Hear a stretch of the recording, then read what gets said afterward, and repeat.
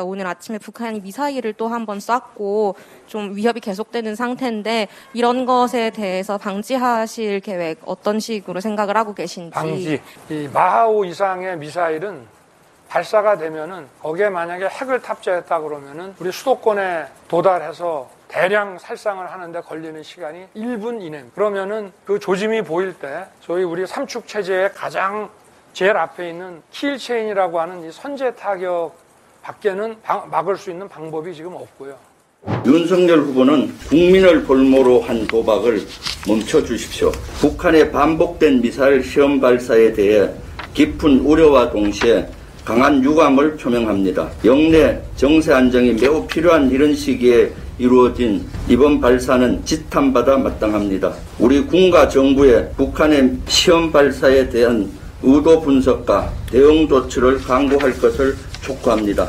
하지만 이런 와중 국민의힘 윤석열 후보의 매우 우려스러운 언행이 있었습니다.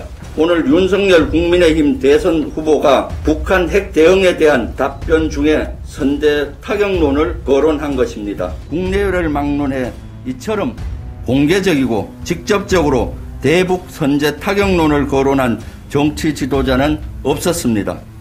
현재 대한민국은 한반도 평화 정착을 위해 전쟁을 억제하고 한반도 비핵화를 통한 평화 프로세스를 추진하고 있습니다. 우리 군에서는 북한의 핵 미사일에 대응하여 감시, 대응, 타격할 수 있는 전력을 지금까지 구비해 왔습니다. 뿐만 아니라 강력한 한미동맹을 바탕으로 확장 억제 정책과 맞춤형 억제 전략을 추진하여 대비태세를 갖추고 있습니다. 그럼에도 불구하고 윤석열 후보에게는 핵과 미사일 위협을 막는 유일한 선택지가 선제 타격밖에 없다고 말을 했습니다.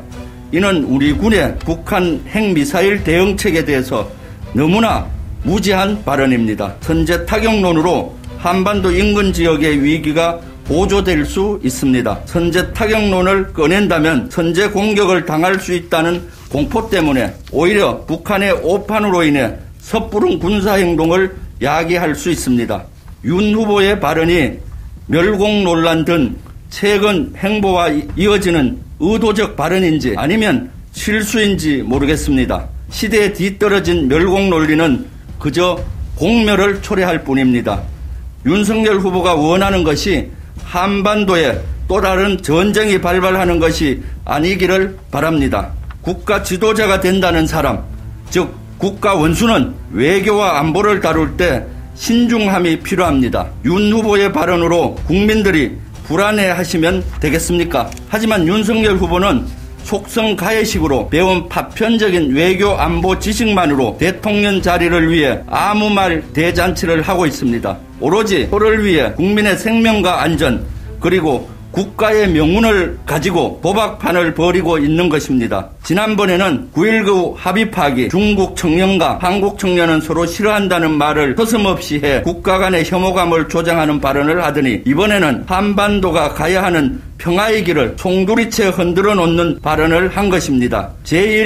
제1야당의 대선 후보가 나서서 한반도와 동북아 전체에 부정적인 영향을 미쳐 결국 국민 모두를 위기에 처하게 할 수 있는 발언을 이토록 쉽게 하다니 너무나 우려스럽습니다. 선무당이 사람 잡고 빈수레가 요란합니다. 정치 지도자로서 윤석열 후보에게 자신이 초래한 위험한 발언을 즉시 취소하기를 촉구합니다. 2022년 1월 11일 더불어민주당 이재명 대통령 후보 대전환 선거대책위원회 후보자 직속 평화번영위원회 통일국방안보위원회 일동